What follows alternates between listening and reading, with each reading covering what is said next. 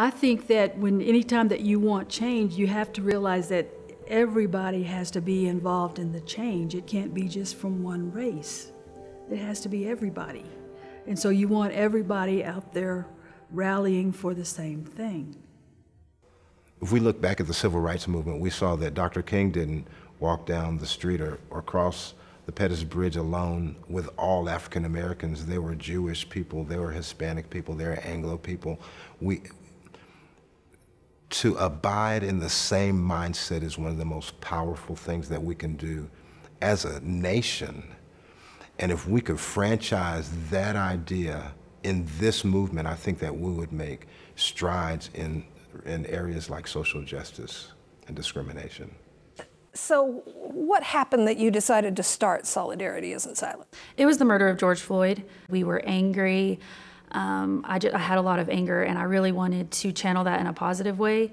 So I asked a few people to just kind of meet me at my house and discuss what we could do. And our first thought was we could just organize a march here in Amarillo. And once we started talking about that, we decided that we kind of wanted to go more towards longevity and do something that we could continue doing work instead of just a one-time march. What happens after the protest? I know for a lot of people, nothing. For me, it was, okay, we did a protest, what's next? Most of the people went there with good intentions in their heart, and we're out here, we're gonna make some change today. I think a lot of them failed to realize that change does not happen over one protest. That was not going to change and reverse 400 years of mistreatment.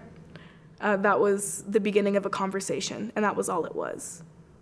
Individuals are either going to avoid the conversation or they're going to embrace it. They're going to listen. We're sitting here today based off of that open dialogue where you're saying, hey, I'm going to listen. I'm going to take the time. I'm going to listen to each one's experience because they do have an experience. They do have something, they have something to say. And I haven't experienced it and I don't know. So let's shed light on it. And so that open dialogue is the action. When you're sitting down, you can't just sit down and have a conversation, but you need a plan.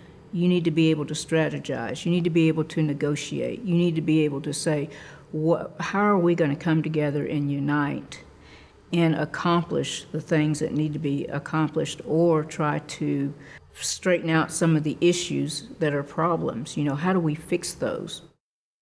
What is one thing that white people and other races can do every day that would change this conversation? Start doing your own research and start being more open-minded and more, it's hard to ask anyone to be more accepting, but the more knowledge somebody has, I believe the more they're going to be able to unravel these feelings that might be, generations and generations deep. We can't stay in the same comfortable setting and make change. We have to get out of that and be uncomfortable for a little bit. And it should make you uncomfortable. It should not be an easy conversation to have because it was not an easy thing for us to experience.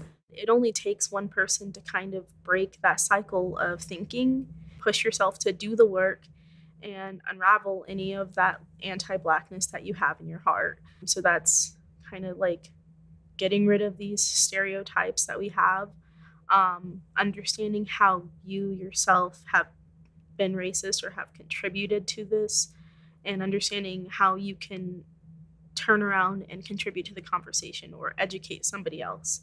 And I think it's very important that other races sometimes do the educating or do some of the labor, because it shouldn't be up to, every Black person alone to start these conversations, to keep them going, or to hand you every bit of information you need. And so it's important to start that change within yourself and then start that change within your own communities and within your own friends. If it doesn't make you uncomfortable, then you're not listening. It has been time to have had a conversation. It is past due time to have a conversation. which is why we've stopped talking and we've started doing so many protests. How have you watched the protests and the unrest that's going on across the country now? I watched that with a lot of sympathy. Sympathy because I understand the point they are trying to make, but I feel that they are trying to make, the point is good, but the way they're going about it is the wrong way.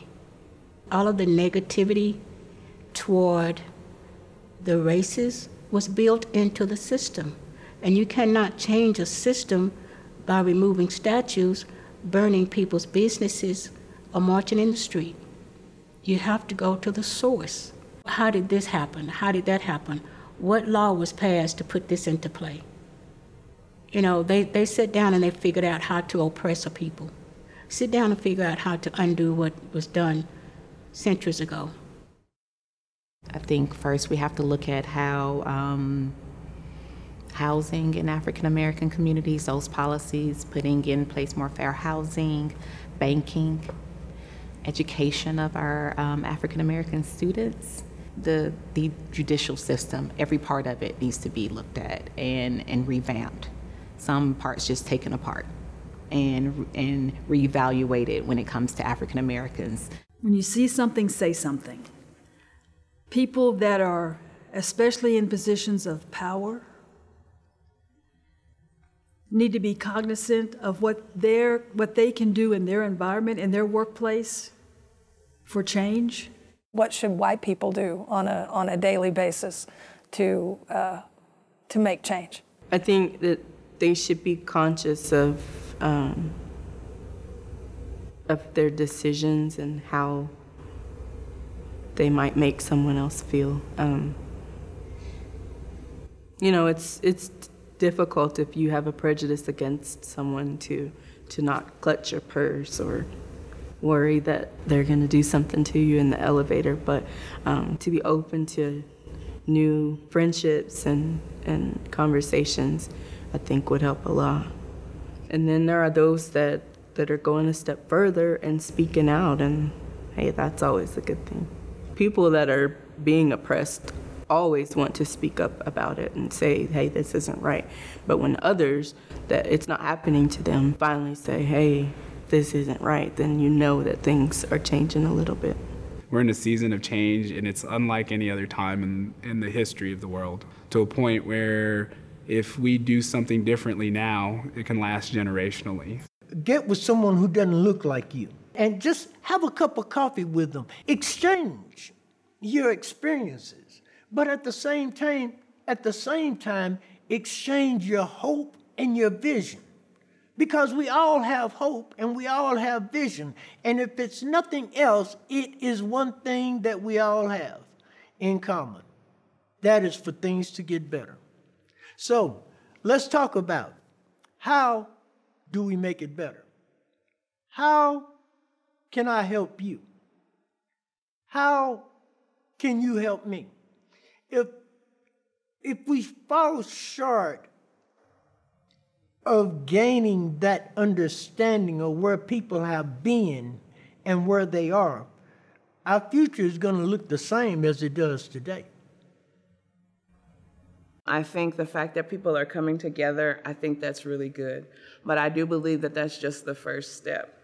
You know, if we don't advocate for change of policies and procedures and laws that are allowing these things to happen, then we're nothing more than a group of people walking from one location to another, yelling about how we feel. It's that next step that you take, you know, okay, so the march, you have the march, that's the springboard into the action.